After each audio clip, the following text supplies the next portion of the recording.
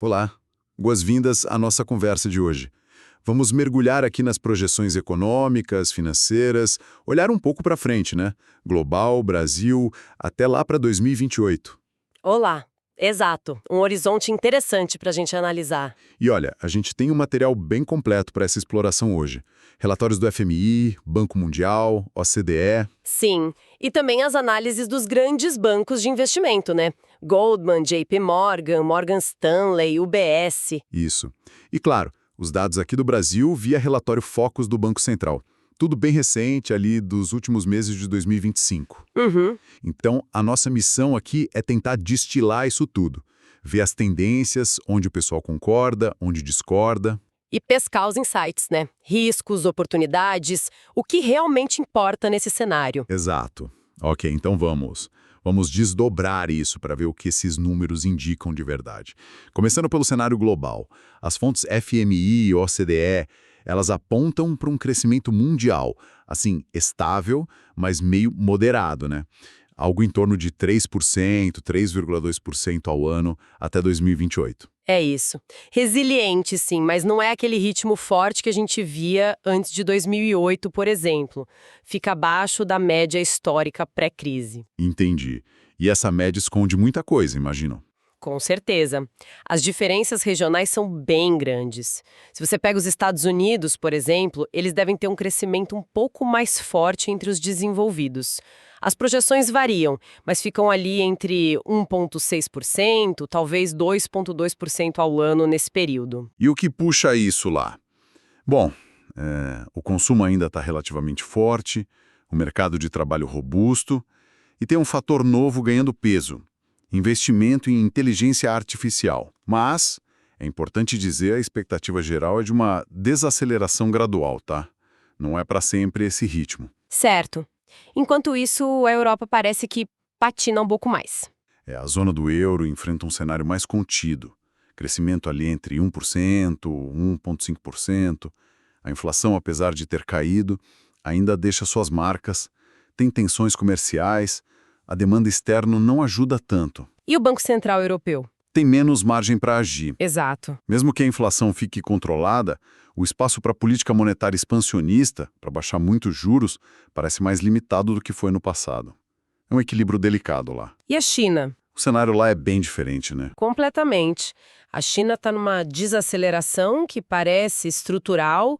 O PIB deve cair de algo perto de 4,5%, 5% agora em 2025, para uma faixa mais próxima de 4,5% lá para 2028. E as causas disso? São várias, né? A crise imobiliária que não se resolve totalmente, o consumo doméstico que não engrena como o governo gostaria e a própria mudança de modelo econômico deles. Menos dependente de exportação e investimento pesado, mais voltado para dentro, uma transição complexa. Entendi. E tudo isso, sabe, Europa, China, reforça aquela ideia de uma economia global meio que em dupla velocidade. Os emergentes, em geral, crescem mais rápido que os desenvolvidos. Mas eles também sofrem mais, né? Pois é, são mais pressionados pela volatilidade do comércio global, pelo custo do dinheiro que subiu. É fascinante ver como essas dinâmicas se conectam. Uma China mais lenta, por exemplo, bate direto em quem exporta commodity para eles. Total. E aí a gente chega nos mercados financeiros. Porque as projeções para as bolsas, principalmente a americana, S&P 500, nossa, parecem bem otimistas, né? Mesmo com esse PIB global mais morno, tem fonte falando em S&P acima de 7.000 pontos até 2028, algumas bem mais que isso. Parece até uma desconexão. Parece à primeira vista, mas tem uma lógica que as fontes apontam. O grande motor desse otimismo todo é, sem dúvida, a inteligência artificial. A aposta na IA. Exatamente. A aposta é que a IA vai gerar ganhos de produtividade gigantescos e isso vai turbinar os lucros das empresas. O Goldman Sachs, por exemplo, projeta um aumento de 11% nos lucros por ação do S&P 500 já para 2025. Muito disso vindo das gigantes de tecnologia, claro. As megacaps? Isso. E o outro pilar desse otimismo é a política monetária. A expectativa do mercado é que o Fed, o Banco Central americano, comece a cortar os juros gradualmente. talvez ali em 2025, 2026. E a juros mais baixa anima a bolsa, tende a enfraquecer o dólar, e o ponto crucial, faz os investidores toparem pagar mais caro pelas ações em relação aos lucros. Aquele múltiplo preço-lucro, PL, ele expande, sabe? Dinheiro mais barato busca retorno e infla o preço dos ativos. É a dinâmica clássica. Entendi a lógica. Mas isso não é arriscado? Você mencionou que uma fonte diz que o PL do S&P já está super alto, historicamente, perto do percentil 93. Isso não é um baita sinal de alerta? Quer dizer, o mercado já não está precificando o cenário perfeito? É um sinal de alerta, sim, sem dúvida. Significa que boa parte desse otimismo já está no preço. O mercado fica muito dependente de que essas promessas da IA virem lucro real, rápido e de forma consistente. Uhum. Qualquer frustração aí, ou se os juros demorarem mais para cair do que esperado, aí pode ter correção forte nos mercados. O risco existe, faz sentido. E dentro disso, tem alguma oportunidade que se destaca? Uma que algumas fontes mencionam é olhar para as empresas menores, as small caps lá nos Estados Unidos.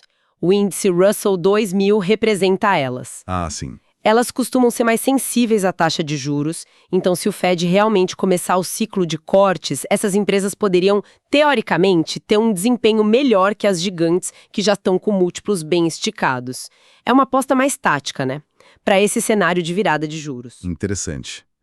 E falando em juros, dólar. Um ponto que várias fontes batem é a projeção de um dólar mais fraco nos próximos anos. O índice DXY caindo gradualmente até 2028. Quais as implicações disso, principalmente para commodities? As implicações são bem grandes.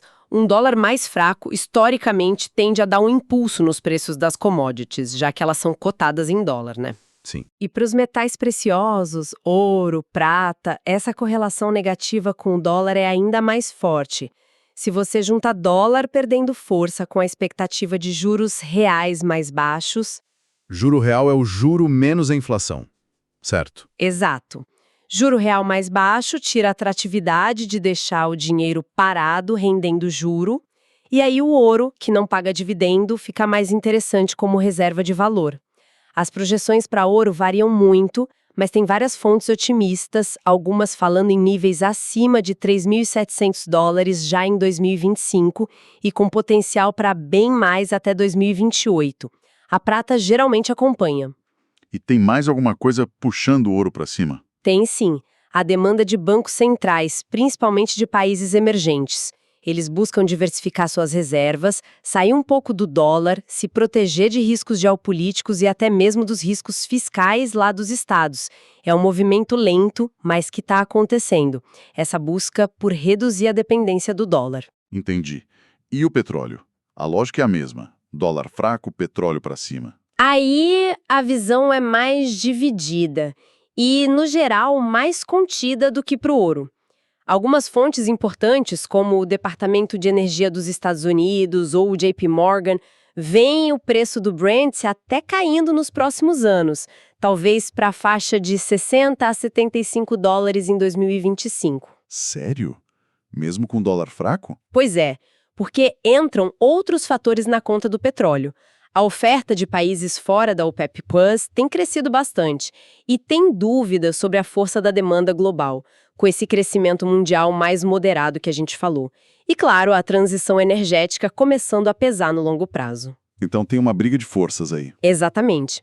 E é interessante ver como as projeções para o petróleo são bem inconsistentes entre as fontes. Goldman Sachs, por exemplo, costuma ter uma visão mais otimista que a Agência de Energia Americana. Mostra como é complexo prever esse mercado. E o minério de ferro? Esse é China na veia, né? Totalmente. E como a gente falou da desaceleração chinesa, da crise imobiliária lá, as projeções para o minério de ferro são mais para estabilidade ou até uma leve queda. Talvez fique ali na faixa de 90 a 110 dólares a tonelada nos próximos anos. Reflete diretamente essa demanda mais fraca da construção civil e da indústria na China. A conexão é direta. Ok. Agora, vamos para um território, digamos, mais selvagem. Ativos digitais. Bitcoin, Ethereum. As fontes trazem projeções, mas o que me chamou a atenção foi a amplitude das faixas. É uma coisa de louco. Bitcoin entre 110 mil e 200 mil dólares em 2025, podendo ir de 150 mil a mais de 600 mil em 2028.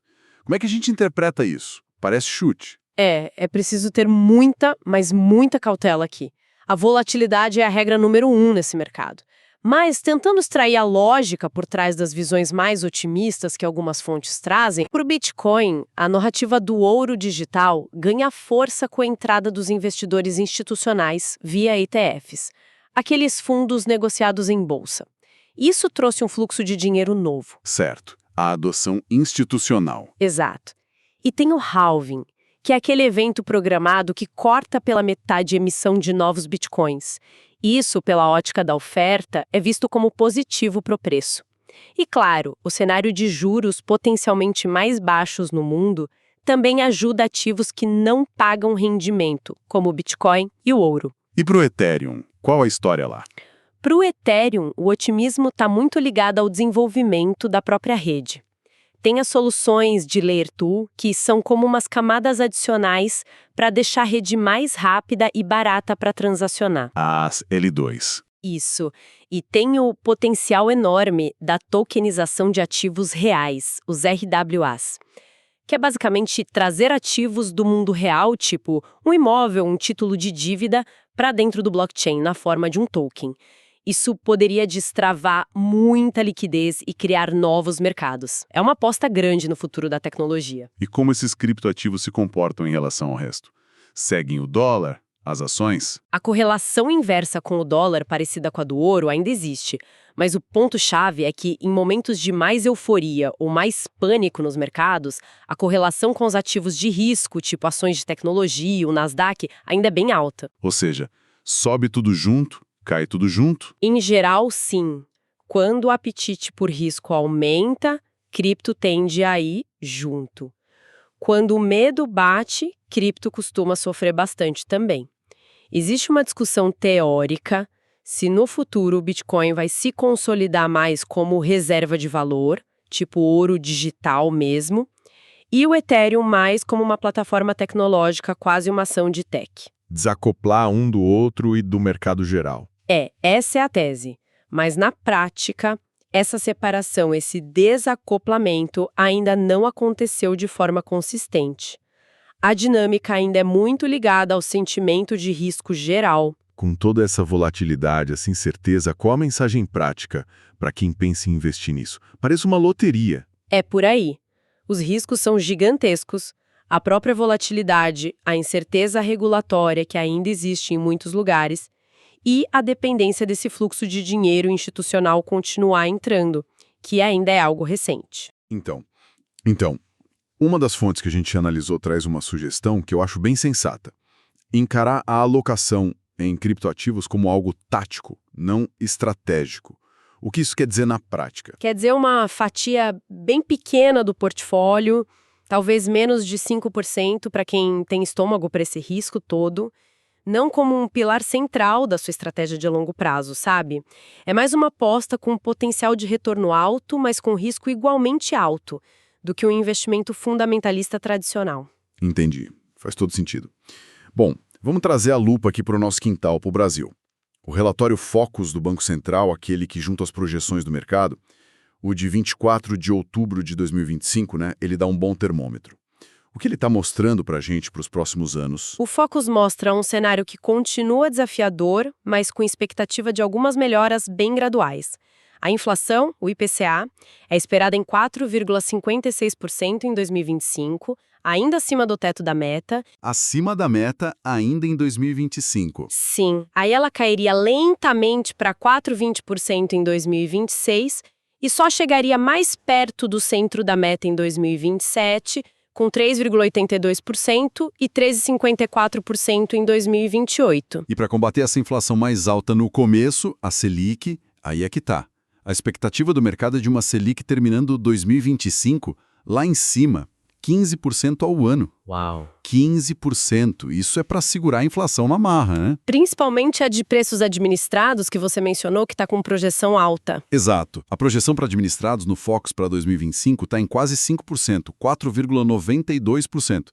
Isso preocupa e justifica essa expectativa de Selic alta para começar. E depois desses 15%, a esperança é de queda. A projeção do Focus é de cortes graduais nos anos seguintes. Selic terminando 2026 em 12,25%, 2027 em 10,50% e 2028 em 10%. 10% em 2028. Ainda é alto, né? Ainda é um juro real bem significativo. E aqui entra uma discussão importante que aparece em outras análises também. Será que o juro neutro brasileiro, aquele que nem estimula nem freia a economia, não subiu estruturalmente por causa dos nossos desafios fiscais? Se ele subiu, talvez espaço para cortar a Selic lá na frente não seja tão grande quanto a gente gostaria. É um ponto de atenção. Complicado. E como fica o crescimento do PIB e o câmbio nesse cenário do Focus? O crescimento projetado pelo mercado é bem modesto. Fica pouco acima de 2%, 2,16% em 2025, aí cai para menos de 1,8% em 2026 e 2027 e volta para 2% só em 2028. É um ritmo baixo, né? Abaixo do potencial do Brasil. Sim. E o dólar? O câmbio reflete essa mistura. Juros altos seguram um pouco, mas o risco fiscal pressiona do outro lado. A mediana do Focus para o dólar é terminar 2025 em 5,41 e depois subir para 5,50 nos anos seguintes, ficando nesse patamar até 2028. Pressionado. Entendi. E a nossa bolsa, o Ibovespa? Com o Selic começando alta, mas caindo depois, esse cenário global, o que as fontes que você compilou projetam? As projeções para o Ibovespa, pegando a média de várias fontes, mostram uma tendência de alta, sim, mas com bastante variação entre elas. A gente está falando de faixas que começam ali entre 140 mil, 155 mil pontos em 2025 e podem chegar a algo entre 155 mil e 205 mil pontos em 2028. Depende de quê para chegar lá no topo dessa faixa? Depende muito de fatores externos, claro. Como vão os preços das commodities, como fica a China. Mas depende muito também dos fatores internos. A queda da Selic a partir de 2026 ajuda, sem dúvida, mas o grande ponto de interrogação, o que pode destravar mais valor ou segurar a bolsa, continua sendo a questão fiscal. O fiscal de novo. O Focus traz projeções para isso também, né? Traz, e elas acendem um sinal amarelo, para dizer o mínimo. O mercado espera que o governo continue tendo déficits primários, gastando mais do que arrecada antes de pagar juros nos próximos anos. Quanto de déficit? A mediana é menos 0,50% do PIB em 2025, piorando para menos 0,60% em 2026 e só depois melhorando um pouquinho para menos 0,40% em 2027 e menos 0,12% em 2028. Mas ainda déficit. E a dívida? Com déficits e juros altos, a projeção da dívida líquida do setor público sobe bastante. Sai de uns 66% do PIB em 2025 para mais de 76% em 2028, segundo o Focus. Puxa vida. Pois é, números assim mantêm a desconfiança, pressionam o risco país, encarecem o crédito. Isso tudo pode limitar o desempenho da bolsa e da economia, mesmo com a Selic caindo. É a grande tensão do cenário brasileiro. A política monetária tentando ajudar de um lado e o fiscal puxando para o outro. Claríssimo. Bom, para a gente ir amarrando, vamos sintetizar os principais riscos que essas análises todas destacam para esse período de 2025 a 2028. Geopolítica, guerra comercial EU-China, isso parece bem presente, né? Muito presente. E uma desaceleração mais forte da China também é um risco global importante. E a inflação persistente, forçando juros altos por mais tempo. Esse é outro risco central, globalmente. No lado financeiro, a gente falou da volatilidade das criptos e das avaliações talvez esticadas em tech. E aqui para o Brasil, não tem jeito. O risco número 1 continua sendo a credibilidade da trajetória fiscal. Ok. E do lado das oportunidades, onde as fontes enxergam caminhos mais promissores? Aparecem algumas ideias interessantes. Uma é a rotação. Potencial nas small caps americanas se os juros caírem. Oportunidades em moedas emergentes, com o dólar mais fraco, aquele carry trade, ganhar na diferença de juros, pode voltar a fazer sentido, e o real poderia se beneficiar se o fiscal não atrapalhar tanto. Setores específicos. Setores ligados à IA nos Estados Unidos continuam sendo o foco de muitas análises. Energias renováveis na Europa também são mencionadas, e aqui no Brasil o setor de commodities, mineração, agro, sempre tem potencial, especialmente se a China surpreender positivamente. E para proteger o patrimônio, hedge. Ouro aparece de forma quase unânime como um hedge importante contra a desvalorização do dólar, contra riscos geopolíticos, fiscais. O Bitcoin é mencionado por alguns também nessa função, mas sempre com aquela ressalva: volatilidade extrema, alocação tática e pequena. Entendi. O conselho geral que permeia as fontes é monitorar de perto os indicadores-chave: inflação, decisões de juros, lucros das empresas, as tensões comerciais. O cenário pode mudar rápido. Então, resumindo a ópera, temos um cenário global meio morno no crescimento, mas com a IA injetando um otimismo forte nos mercados, especialmente nos Estados Unidos. Isso. Enquanto a Europa e China desaceleram. Mercados animados, mas muito dependentes de que os juros caiam e os lucros da IA realmente apareçam. Exato, e com avaliações já altas em alguns segmentos. Um dólar que tende a enfraquecer, o que pode ser bom para ouro, prata, talvez commodities e alguns emergentes. E o Brasil, com seus desafios fiscais de sempre, mas com a luz no fim do túnel da queda da Selic a partir de 2026, se o fiscal deixar. É a grande questão aqui. E, claro, os riscos geopolíticos e de uma inflação mais teimosa sempre no radar. Navegar isso vai exigir bastante atenção às nuances, né? Sem dúvida. E talvez, para finalizar, um pensamento que fica dessa análise toda. A gente está vendo um mundo onde a tecnologia, principalmente a IA, parece estar redefinindo o que é valor nos mercados financeiros.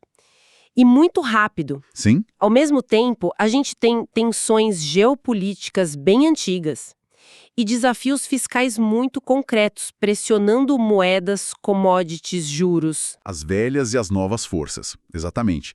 Então, talvez a grande pergunta para esses próximos anos, 2025 a 2028, não seja só quais ativos a gente deve escolher, mas sim como a nossa estratégia de investimento vai conseguir conciliar essas duas narrativas tão poderosas, a da inovação tecnológica que muda tudo e a dos riscos estruturais, fiscais, geopolíticos de um mundo que está em uma transformação muito profunda e acelerada. É um desafio e tanto.